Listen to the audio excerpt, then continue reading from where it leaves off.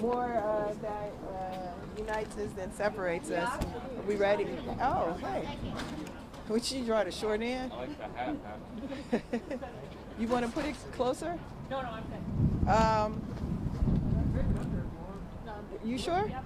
I'll even hold it. No. Okay. We're ready. Janelle's going to tell me when. 1 second. I'll let you know when we're live. You want to give us names? Or you still need that for her too? Yeah, waiting on her. Happy New Year. I didn't say that yesterday. So I do want to say Happy New Year. Thank God for another year. Beyond that, we just ended bargaining probably about 20 minutes ago. And, today was a little different. We've been asking the Chicago Public Schools to engage with us on the elementary school day since 2019.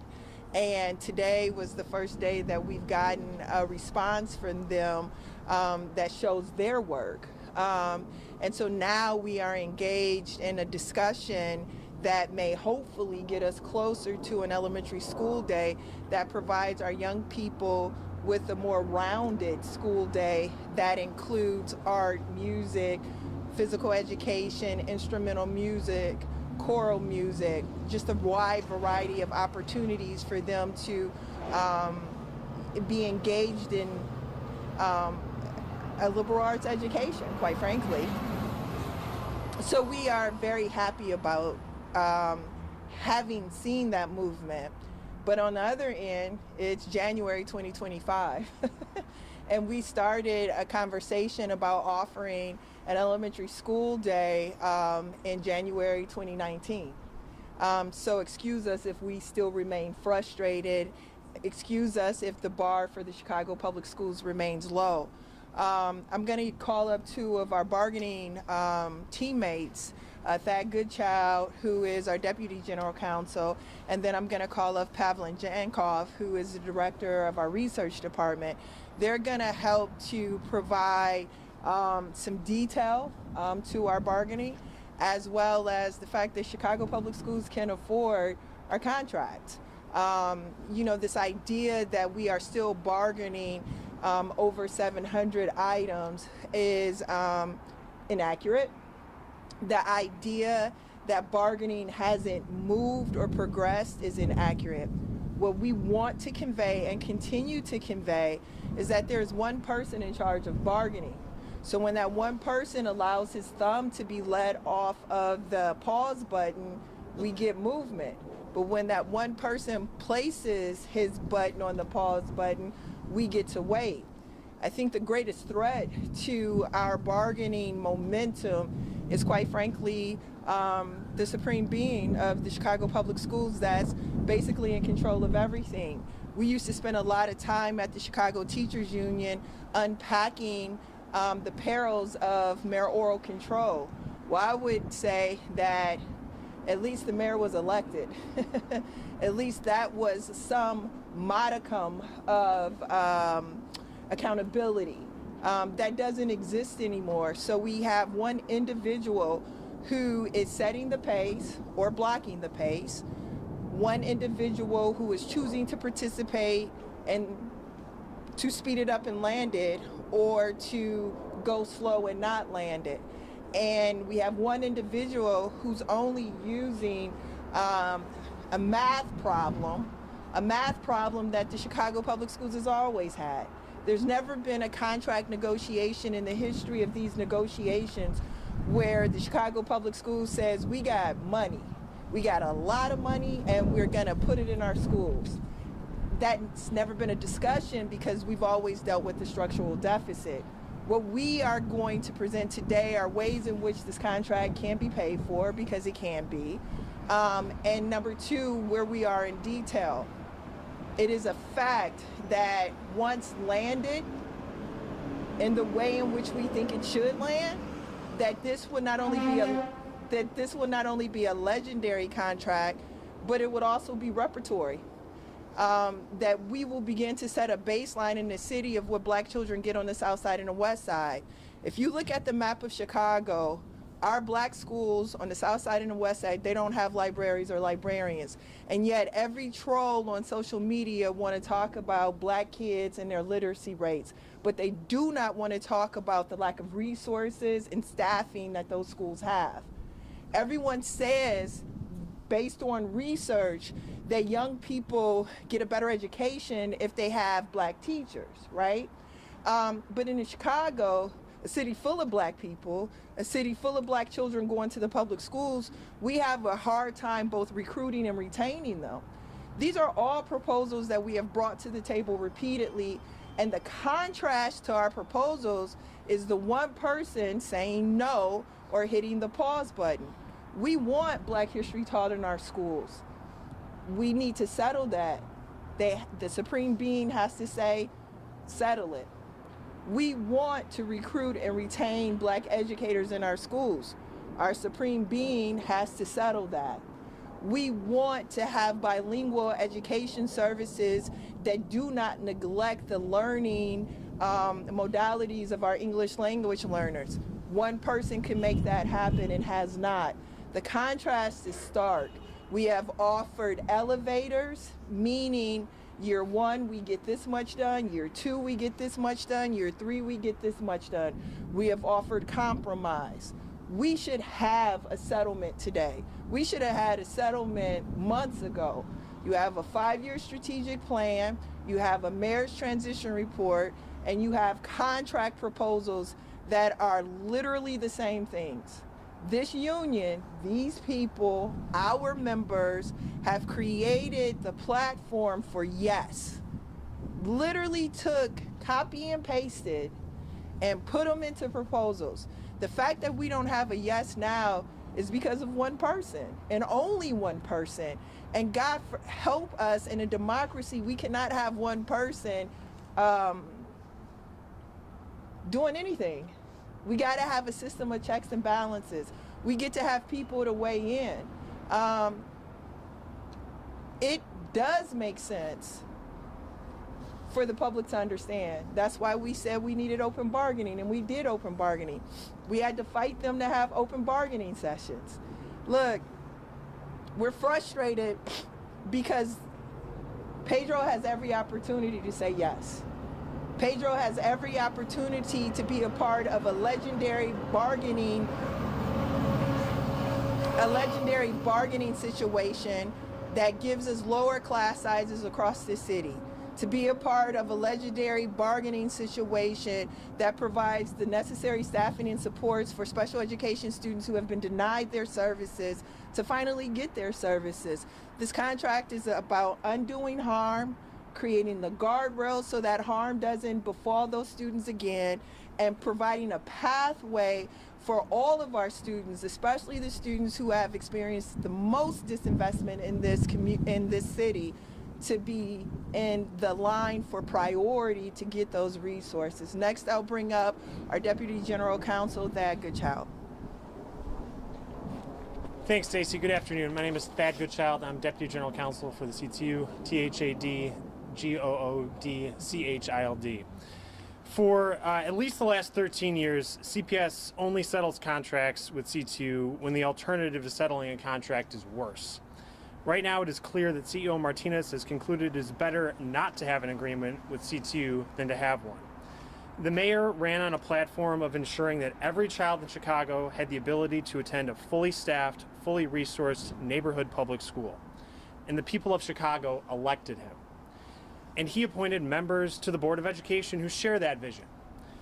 For a decade, the Chicago Teachers Union has advocated that members of the Chicago Board of Education should be elected rather than appointed by the mayor.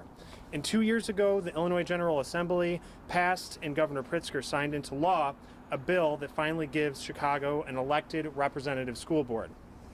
But despite all of this, where we find ourselves right now is that one unelected bureaucrat, CEO Martinez, who was appointed by the former mayor, who didn't even make the mayoral runoff in her bid for re-election, has gone to court and got a judge to say he and he alone is in control of whether deciding Chicago's children are able to have and attend fully staffed, fully resourced neighborhood schools. He and his allies that he has propping him up would prefer confrontation with the Chicago Teachers Union than investing in the school district. They are trying to relitigate the central issue of the 2023 mayoral campaign that their preferred candidates lost. They are also trying to act like it's normal for the CPS CEO to disregard the wishes of the mayor and disregard the board to whom the CEO reports. Can anyone imagine Rich Daley, Rahm Emanuel, Lori Lightfoot, and members of the Board of Education asking Arnie Duncan, Barbara Byrd Bennett, or Janice Jackson to implement the education policy they were elected on, and Duncan or Byrd Bennett or Jackson saying no and turning around and suing the board? They would have been fired on the spot and laughed out of town. It is astounding that CEO Martinez and his allies think that their prerogatives supersede those of the mayor and the members of the Board of Education. Under board rules, Illinois state law, and common sense, the CEO works on behalf of the board. So the topsy-turvy state of the world that we live in at the moment, where somehow the CEO is a supreme being who gets to operate contrary to the directives of the board, will not last forever. In the interim, it appears that the CEO would prefer to have conflict with the CTU rather than collaboration and compromise. And it looks like that is where we are going to be until someone other than Pedro Martinez by himself is allowed to make decisions for the fourth largest school district in the country. Thank you. Next, we'll have Pavel Janov, and after Pavel Janov, our Director of Research speaks. We're going to have Eladio Dominguez and Maria Moreno provide the bilingual space, and then we'll take questions. Thank you, Stacy.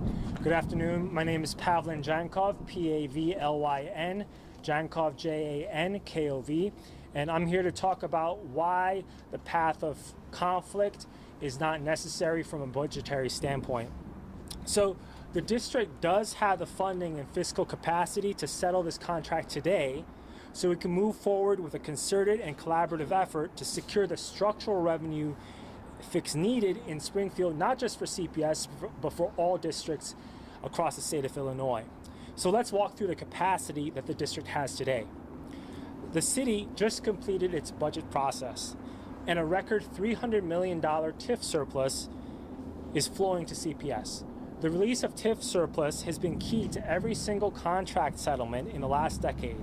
And when we have the largest amount in the history of TIF surpluses and still no agreement, not even an acknowledgement by the district of its impact of the TIF surplus, it leaves us with serious questions about the district's urgency in this moment. Further, the district has a lot more fiscal flexibility in the short term than they have admitted to the public or at the table. The district has a $1.1 billion fund balance, and they've been adding to it steadily over the last 6 fiscal years, adding surpluses across those years. Over $1 billion, and the largest fund balance for the schools in over a decade. CPS points to this fund balance and makes sure every single municipal bond rating agency knows about this and cites it as a reason for financial stability and maneuverability in dealing with shocks. So when it comes to preventing cuts and securing school resourcing, that flexibility somehow disappears in the conversation from the district. And this is not true when you look nationally. The ESSER funding, the funding that came from the federal government for pandemic relief, that's disappearing across the entire nation. So other districts are dealing with this challenge. And how are they dealing with this? We've seen districts like Minneapolis, Pittsburgh, Philly, Oakland, and Seattle all using reserves to get through this budget cliff. Not an ideal, but a necessary tool in the toolbox that districts have access to. So what are the alternatives to using the tools that this district has access to? The CEO laid that alternative out to us last year. It includes furloughs, layoffs, and of course, the contemplation that they had within their budget office of hundreds of more school closures. What would cuts mean at this point in the school year? It would mean 35 students and over in every kindergarten classroom. It would mean thousands of layoffs, cuts to special education services and bilingual education, and we've been there before. We've had austerity before in this district. So austerity cannot be what you reach for when you have other tools at your disposal. And the Chicago Public Schools does have those tools to settle this contract now, so that we can move forward with a real push for structural revenue fix. And I'll pass off to the next speaker. Buenas tardes. Soy María Moreno, secretaria de Finanzas del Sindicato de Maestros de Chicago. Llevamos ya más de 9 meses de negociación y apenas después de 5 meses logramos una discusión significativa sobre el día escolar primaria, algo realmente que esperamos beneficie a nuestros estudiantes. Ya es claro que CPS tiene el dinero para hacerlo. Ya tenemos la financiación de TIF. No hay necesidad de pedir un préstamo con intereses altos. No hay necesidad de despedir cientos de educadores que Pedro Martínez ha amenazado a hacer. Si no llegamos a un acuerdo donde hay austeridad, lo que Pedro necesita hacer es dejar de demorar este proceso. Él debe de llegar a un acuerdo que brinde los recursos y el personal que nuestros estudiantes necesitan, especial para nuestros estudiantes afroamericanos, estudiantes latinos, estudiantes con necesidades de educación especial y nuestros migrantes que vienen a este país para una mejor vida y para aprender inglés y tener éxito también. Pedro Martínez quiere que nosotros dejamos atrás a nuestros estudiantes. Eso jamás los educadores de este sindicato haremos. Lucharemos para un acuerdo que brinde lo mejor para nuestros estudiantes. Gracias. Buenas tardes, feliz año nuevo. Me llamo Hilario Domínguez, Hilariodomínguez. Soy aquí trabajo en el sindicato de maestros. Soy maestro de educación especial, nacido y crecido en el vecindario de Pilsen, a padres inmigrantes. Este contrato no es justo para las generaciones de estudiantes negros y latinos que no han recibido lo que merecen. Y mientras tanto, en el contrato de Pedro, él recibe más de $350,000 cada año, un chofer pagado, y aunque lo dejaron ir el año pasado, le dieron 6 meses más 20 semanas adicionales de sueldo. Es bien claro que Pedro Martínez y CPS tienen que trabajar duro para llegar a un contrato justo para nuestros estudiantes. Les dejo con esto: el huevón trabaja doble, pero el injusto paga caro. Gracias. We'll take questions now. Thank you. Stacey, question. You mentioned at the top that today was different and that you got a counter proposal on the elementary school day. I know you guys had asked for additional prep time for teachers. What was promising about that proposal, and does it change the length of the school day in any way? So 2 things. There wasn't a proposal. Oh. That's what I'm saying. Like, you get happy. Like, we've been so far sub-zero on engaging on the day. So let me say this. It's not about prep time. It's actually about a better school day. The only way that an educator can get prep time is if a student is getting something, an instruction that isn't the teacher's core instruction, which means that the student gets an art class, or the student gets a PE class, or a student gets a music class or instrumental music class like band or orchestra. What we've been trying to do is create a better school day. A school day that young people see in the suburban areas across the state and in private schools. It is not, it is a regular thing for students in other school districts to receive all of those things. It is hit or miss on those things here in Chicago, right? So the way in which we get these things is important. The district has boiled it down to prep time. We want a better school day that also, listen to that word, enables more preparation time. So it's a win-win is what we're saying. Young people get to learn how to play the alto saxophone or sing soprano, or learn who learn about abstract painters, right? They get that knowledge. Our educators get an opportunity to create instruction with other educators at that time. That's what we've been asking for. They did not present a proposal. What they presented is something we've been asking them for. How does the school day look across the city? There's no one schedule that any school shares or is uniform. There is great variability throughout the district. So to even have this discussion, you need to understand what's already being done in the district to know what's possible in the district. We just got information on what is being done in the district after 2019. So this is the literal beginning of the discussion.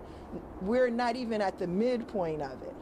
Does that make sense? Yeah, you also mentioned that you guys are no longer discussing 700 proposals. What would you say are how many like sticking points are left at this point? Look, it's hard to have that sort of conversation because it's coming from a disingenuous context being laid out by the Supreme Being. The Supreme Being keeps talking about all of the proposals. Can I tell you what all of those proposals represent? And can I tell you what we've told them about all of those proposals? We told them that all of those proposals represent the great dissatisfaction that many of our members, paraprofessionals, school clerks, teachers' assistants, have in their school communities. And so that's what the proposals represent. We have collapsed hundreds of proposals. We have moved the needle on things like class size. The sticking point right now with class size is what the number will be, what do we call it? The cap, thank you, I keep forgetting that word. What the cap will be for 4th, 5th, 6th, 7th, and 8th grade. Kindergarten, we think we got together. 1st grade through 3rd grade, we think we have together. We may have it together for high school, but 4th grade through 8th grade is still the sticking point. Those things. Pedro's not at the table either. And I think we have to keep saying that. So when you speak to him, when you talk to him, he's speaking from a position of politics and keeping his job. It's not about the actual tone and tenor of the table because he's not there. I have one more question to clarify. Clarify the timeline. On October 3rd, the union said that you requested fact-finding. Yesterday you mentioned that you tried to delay fact-finding.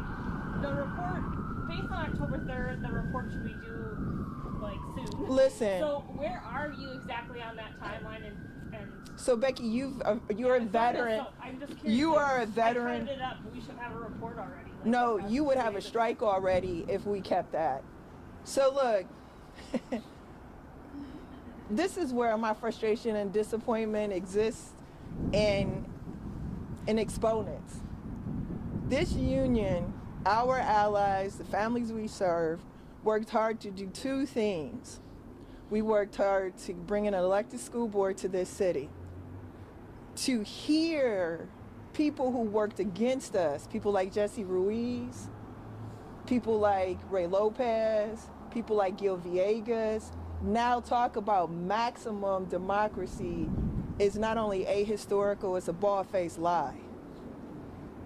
They worked against us, fought us on an elected school board. So now they are erecting a narrative that is both racist and wrong. That's number one. This union worked for an elected school board because we believe in democracy. This union, in a time where democracy is being marginalized, we expanded it. So that's number one. Number two, we worked damn hard to get our bargaining rights back that were stripped from us in 1995. We shouldn't have to go on strike to lower class sizes in Chicago. We shouldn't have to go on strike to make sure that immigrant students and undocumented staff and faculty are protected by this district. We shouldn't have to go on strike to make sure that we can continue to teach Black history. That is why we did not use the calendar and the way the calendar has been used in 12, 16, and 19, because we believe we've already earned a negotiation that lands in a contract without a picket line. I am upset, the highest degree of like disappointment to know that the people who worked against us are now trying to create a situation where there is a strike. How do you have a strike when you agree on everything? It's because one person is picking that fight. This is not about what we agree or disagree on. You see the district's 5-year strategic plan.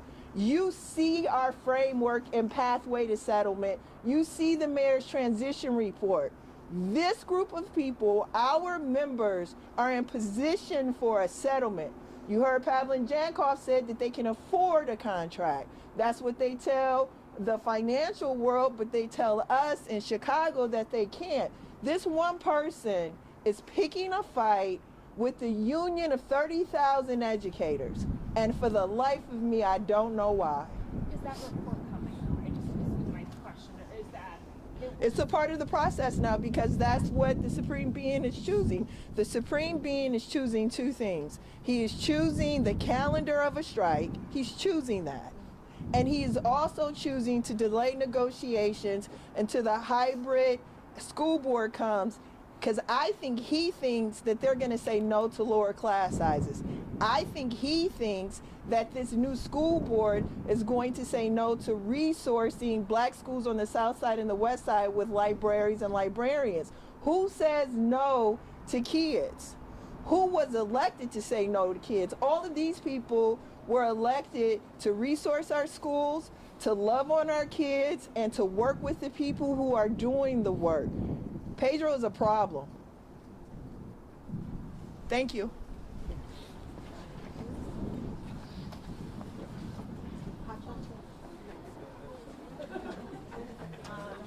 Hot chocolate.